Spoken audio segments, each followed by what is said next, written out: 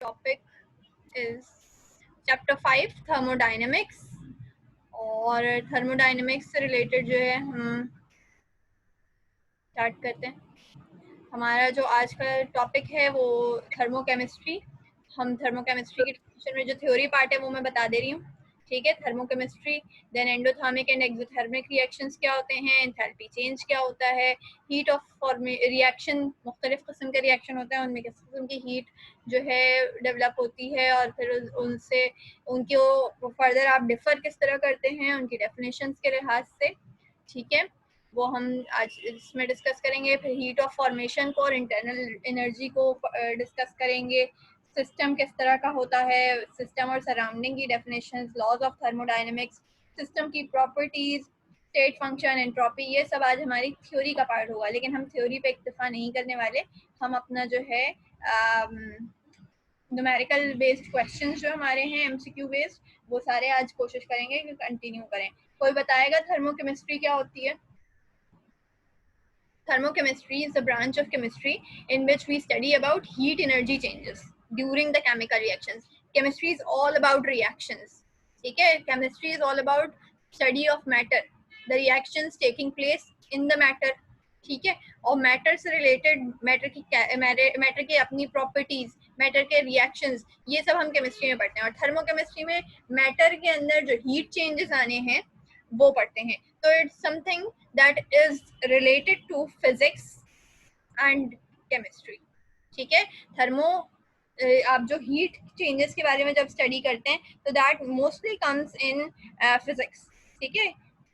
और तो थर्मोडायनेमिक्स जो है ये ऐसी ब्रांच है जो बेसिकली हम यहाँ पे केमिकल से रिलेटेड पढ़ रहे हैं, लेकिन इसकी जो स्टडी है ये फिजिक्स से रिलेटेड है, ठीक है। यही वजह है कि सेकेंड ईयर फिजिक्स का जो पहला चैप्टर है उसमें आप जो है एनर्जेटिक्स और केमिकल रिएक्शंस, वहाँ केमिकल पे तो नहीं स्टडी करते, वहाँ ओवरऑल सिस्टम्स पे आप स्टडी करते हैं, लेकिन हीट चेंजेस स्टडी करते हैं, ठीक है। अच्छा, अब हम जो है स्टडी करने थर्मोकेमिस्ट्री की बात हो गई। थर्मोकेमिस्ट्री, अब जो है हम थर्मोकेमिस्ट्री कह रहे हैं, तो मुझे ये बताइए कि कितनी तरह के रिएक्शंस इस बेसिस पे हो सकते हैं। तो दो तरह के मेनली हो सकते हैं। हीट चेंजेस दो ही तरह का हो सकता है। आप सबको मेरी स्क्रीन दिखाई दे रही है ना?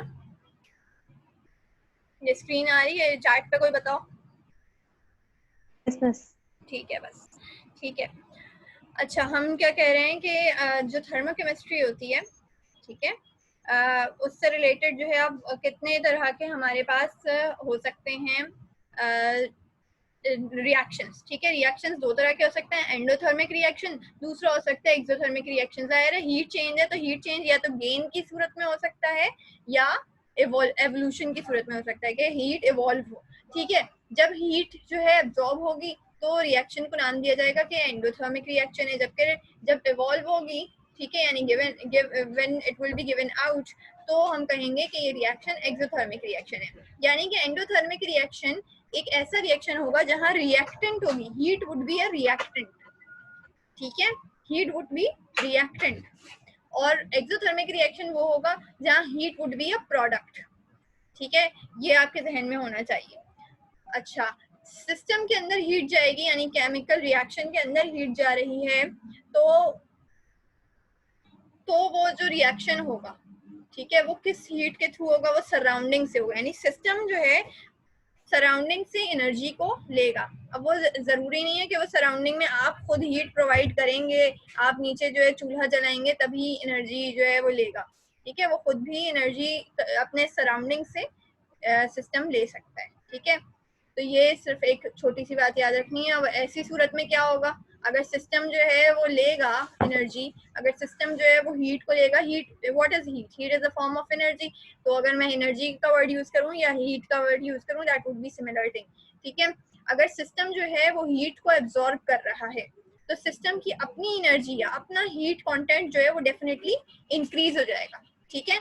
और सराउंडिंग कैसी हो जाएगी? सराउंडिंग कूल हो जाएगी। मिस आवाज नहीं आ रही थी। आवाज नहीं आ रही थी? आवाज अब आ रही है? जी अब आ रही है। ठीक है। देखो बेटा, मेरा इंटरनेट कनेक्शन अनस्टेबल है। अच्छा, चलिए कोई मसला नहीं, अभी हम देख लेंगे। मेरी अभी तो आवाज क्लियर है ना? जी मैं सभी क्लियर है। चलो जी मैं ठीक, सभी क्लियर है। बस ठीक है। अब अगर कोई इशू है तो फिर बताना, मैं फिर अपने फोन से कनेक्ट होने की कोशिश करूंगी। ठीक है, अच्छा हम क्या बात कर रहे थे? एंडोथर्मिक रिएक्शन के बारे में हमने ये बात की। अगर जो है एंडोथर्मिक रिएक्शन की हम बात कर रहे हैं, उसके अंदर सिस्टम फिर कैसा हो जाएगा? हॉट हो जाएगा, क्योंकि सिस्टम का अपना टेम्परेचर, सिस्टम का अपना हीट कंटेंट इंक्रीज हो रहा है।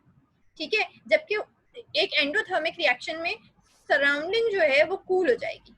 ठीक है, because of heat absorption in the system. ठीक है, सराउंडिंग कूल हो जाएगी। ठीक है, ये बात याद रहे। एक्सोथर्मिक रिएक्शन जो होता है, एक्सोथर्मिक रिएक्शन में क्या होगा? एक्सोथर्मिक रिएक्शन में डेफिनेटली इसका ऑपोजिट होगा। एंड एक्सोथर्मिक रिएक्शन में सिस्टम जो है दैट वुड बिकम कूलर। ठीक है, and surrounding would become hotter.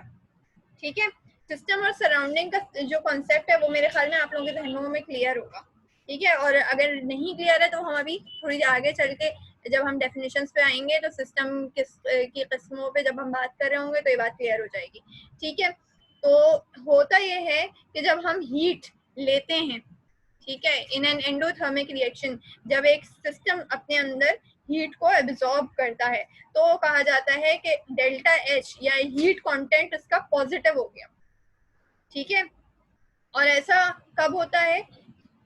जब जो है एंडोथर्मिक रिएक्शन हो। हम जब रिएक्टेंट साइड पे मौजूद एनर्जी को H1 का नाम देते हैं।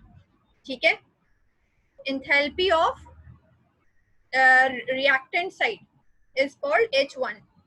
ठीक है, और एंथैल्पी ऑफ या heat content of, enthalpy is what? It is the heat content. तो heat content of product is called H2। ठीक है, H2, हीट 2, ये इस तरह से।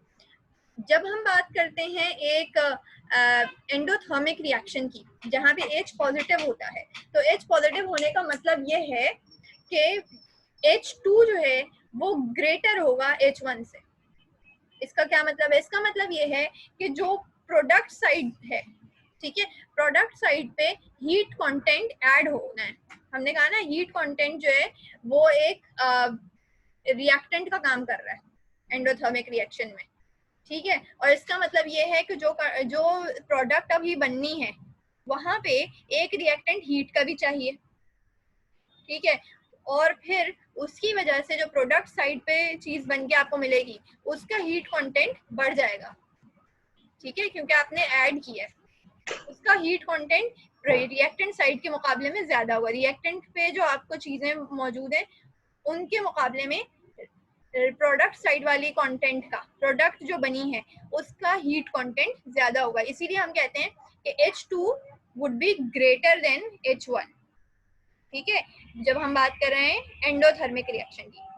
ठीक है, अगर आपसे MCQ पूछ लिया जाए कि H2 एक दिया गया आपको, delta H is equal to positive, delta H is positive, ये अपने पास नोट करें, डेल्टा H इज पॉजिटिव। अगर आपसे ये सवाल किया गया है, ठीक है, डेल्टा H पॉजिटिव हो गया, तो डेल्टा H पॉजिटिव में H2 बड़ा है या H1 बड़ा है? तो आंसर क्या होगा? H2 बड़ा है, या फिर एंथैल्पी ऑफ प्रोडक्ट बड़ी है। ये आपको याद होना चाहिए, अपने पास नोट करें। Enthalpy of product is greater than enthalpy of reactant, या फिर H2 is greater than H1। ये दोनों शक्लों में आपसे MCQ पूछा जा सकता है। किसके हवाले से? एंडोथर्मिक रिएक्शन के हवाले से। बात समझ आ गई? एक्सोथर्मिक रिएक्शन में ऑफ कोर्स इसका ऑपोजिट होगा। एक्सोथर्मिक रिएक्शन में क्या होगा? एक्सोथर्मिक रिएक्शन में हमें मालूम है कि जो हीट कंटेंट है वो रिलीज हो रहा है। ठीक है, यानी कि रिएक्टेंट साइड पे जो चीजें मौजूद थी उनका अपना हीट कंटेंट ज्यादा था, यानी कि यहाँ पे H1 would be greater than H2। ठीक है, और डेल्टा H इज नेगेटिव। ठीक है, डेल्टा H इज नेगेटिव, जबकि H1 is greater than H2। और ये क्या है? इसका मतलब क्या हुआ कि enthalpy of reactant is greater than enthalpy of product. ठीक है, प्रोडक्ट बनाने के लिए जो चीज चाहिए थी, उसके लिए, प्रोडक्ट बनाने के लिए जितनी हीट चाहिए थी उससे ज्यादा एनर्जी मौजूद थी रिएक्टेंट में। ठीक है, इसलिए एनर्जी निकालना पड़ी। ठीक है, रिएक्टेंट में एनर्जी का कंटेंट प्रोडक्ट के मुकाबले में ज्यादा था। ठीक है, फॉर एग्जांपल हम कार्बन और ऑक्सीजन का रिएक्शन कराते हैं। ठीक है, हम कार्बन डाइऑक्साइड बनाते हैं, ठीक है, और हीट उसकी वजह से रिलीज होती है। ऐसा क्यों हुआ? ऐसा इसलिए हुआ कि कार्बन और ऑक्सीजन का अपना जो हीट कंटेंट है, ठीक है, कार्बन और ऑक्सीजन का अपना हीट कंटेंट कार्बन डाइऑक्साइड के मुकाबले में ज्यादा है, ठीक है, और कार्बन डाइऑक्साइड का अपना जो हीट कंटेंट है वो कम होता है, ठीक है। जब ऐसी सूरत होगी तो हीट रिलीज हो जाएगी, क्योंकि जो एक्स्ट्रा अमाउंट ऑफ एनर्जी थी जो कार्बन डाइऑक्साइड को अपने अंदर नहीं रखनी, ठीक है, वो रिलीज हो जाती है, ठीक है। ये कंडीशन होती है एक्सोथर्मिक रिएक्शन में, ठीक है। अब हम थोड़ा सा एक ग्राफ है वो देखते हैं। ये हमारी बुक का ग्राफ है और इससे हमें पता चल रहा है जो हमने अभी बात की कि इन content of heat content of reactant is greater than the products in exothermic reaction. आपके सामने पेपर में एक ग्राफ बनाया गया, ये ग्राफ है, ठीक है, वहां मेंशन नहीं किया गया कि H इज नेगेटिव, सही, ये हुआ, ठीक है, ये बात मेंशन नहीं की जा रही, ठीक है। तो अब आप क्या जो है रिप्लाई करेंगे कि ये कौन सा रिएक्शन है, ठीक है। सिर्फ इस हिस्से को देखकर, सिर्फ रिएक्टेंट और प्रोडक्ट आपके सामने गिवन है, ये जो पार्ट है H is equal to negative आपके सामने से हटा दिया जाए। ये देखिए heat content, heat content reactant का ज्यादा है, प्रोडक्ट का कम है, रिएक्शन कौन सा होगा? एक्सोथर्मिक। ये आपकी किताब का ग्राफ है, ठीक है, और ये पेपर में आ सकता है क्योंकि पेपर में तो कुछ भी आ सकता है, ठीक है। एंडोथर्मिक रिएक्शन में क्या होगा? हीट कंटेंट देखिए, हीट कंटेंट रिएक्टेंट का लो लेवल पे है, कम है, जबकि प्रोडक्ट का बहुत ज्यादा है।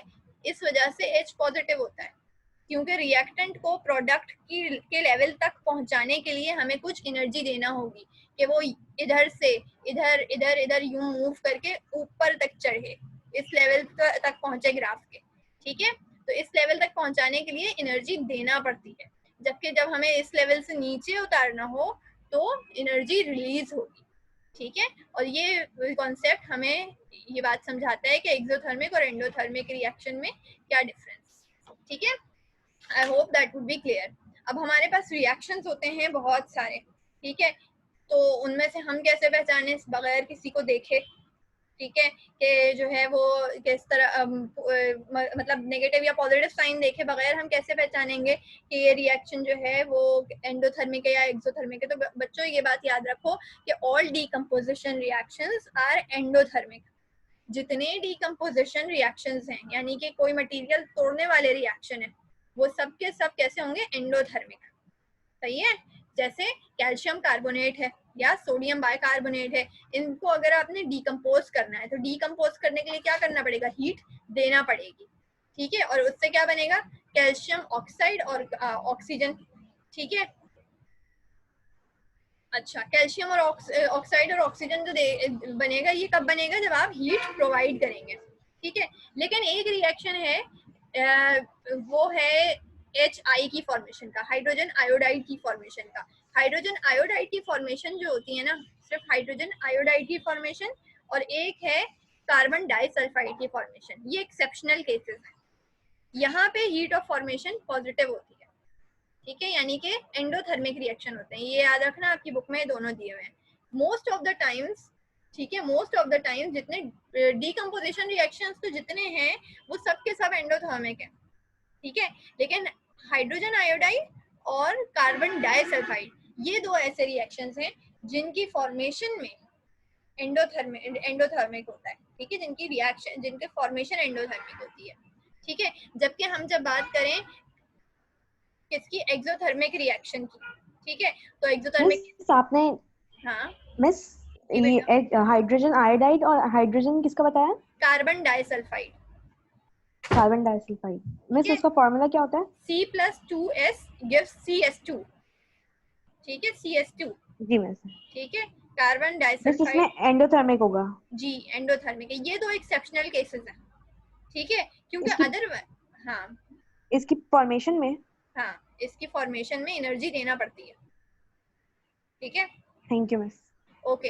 अच्छा, मैंने ऐसा क्यों कहा कि ये एक्सेप्शनल केसेस हैं? यानी कि इस किस्म के जो दूसरे कॉम्पोजिशन रिएक्शंस हैं, ठीक है, वो एक्सोथर्मिक होते हैं। जैसे वाटर की फॉर्मेशन, ठीक है, H2 और ऑक्सीजन, यानी हाइड्रोजन और ऑक्सीजन को कंबाइन करने का जो मकसद, कंबाइन करने के लिए आपको एनर्जी देना पड़ती है, वाटर बनाने के लिए आपको एनर्जी देना पड़ेगी, वो सॉरी उससे निकलेगी, sorry I I'm really sorry about that. ठीक है, एक्सोथर्मिक रिएक्शन जितने कंपोजिशन रिएक्शन होते हैं जिसमें चीजें कंपोज करनी है वहां पे एनर्जी रिलीज होगी. ठीक है, जैसे आपने कार्बन डाइऑक्साइड की एग्जांपल याद रखी. ठीक है, उसमें क्या होगा, एनर्जी रिलीज होती है. कार्बन और ऑक्सीजन के रिएक्शन से कार्बन डाइऑक्साइड बनता है और एनर्जी रिलीज होती है. हाइड्रोजन और ऑक्सीजन के रिएक्शन से वाटर बनता है और एनर्जी रिलीज होती है. ठीक है, और इसी का उल्टा अगर करो, ठीक है, वाटर का इलेक्ट्रोलिसिस करवाओ. ठीक है, वाटर का इलेक्ट्रोलिसिस करवाते हुए जब आपको इसको ब्रेक डाउन करना होता है, इलेक्ट्रोलिसिस का मकसद ब्रेक डाउन होता है ना, तो जब ब्रेक डाउन करवाते हैं तो आपको क्या देना पड़ रहा है, एनर्जी देना पड़ रही है ना, इलेक्ट्रिसिटी देना पड़ रही है. ठीक है, वो आप किसी भी शक्ल में दे रहे हैं, हम इलेक्ट्रिसिटी की शक्ल में दे रहे हैं. ठीक है, अगर आप सोडियम क्लोराइड की जो है डिकम्पोजिशन करवाने जा रहे हैं वहां पे भी आपको हीट देना पड़ती है. डिकम्पोजिशन के लिए हमेशा हीट देना पड़ती है. वह सारे एंडोथर्मिक रिएक्शन होते हैं. ठीक है, सिवाय कुछ के जैसे कि हमने बात की हाइड्रोजन आयोडाइड और कार्बन डाइसल्फाइड के. अदरवाइज ज्यादातर कॉम्पोजिशन रिएक्शंस कैसे होते हैं, एक्सोथर्मिक होते हैं. ठीक है, क्योंकि एक्सोथर्मिक का प्रोडक्ट जो होता है वो स्टेबल होता है, जिसके अंदर जितनी एनर्जी कम होगी, ठीक है, वो प्रोडक्ट उतना स्टेबल होगा. एक्सोथर्मिक रिएक्शन का प्रोडक्ट स्टेबल होता है, ये बात अपने पास नोट कर लें. एक्सोथर्मिक रिएक्शन का प्रोडक्ट स्टेबल होता है. ठीक है, जिसके अंदर जितनी ज्यादा एनर्जी होगी वो उतना हाइपर एक्टिव रहेगा. ठीक है, यानी उतना, और हम हाइपर एक्टिविटी को केमिस्ट्री में अनस्टेबिलिटी का नाम देते हैं. ठीक है, जो जितना उछल कूद मचा रहा है, ठीक है, इसका मतलब अभी वो उतना स्टेबल नहीं है. ठीक है, जो स्टेबल हो जाता है वो पुरसुकून होकर बैठ जाता है, और वो कौन होता है, एक्सोथर्मिक का प्रोडक्ट. ठीक है, इसके बरक्स जिसका H पॉजिटिव होगा, यानी जिसके अंदर एनर्जी ज्यादा मौजूद होगी, वो क्या होगा, वो अनस्टेबल होगा, यानी उसको अभी मजीद वो इसके अंदर रिएक्शन की ख्वाहिश होगी. ठीक है, अब इस बारे में हम थोड़ी सी और बातें करते हैं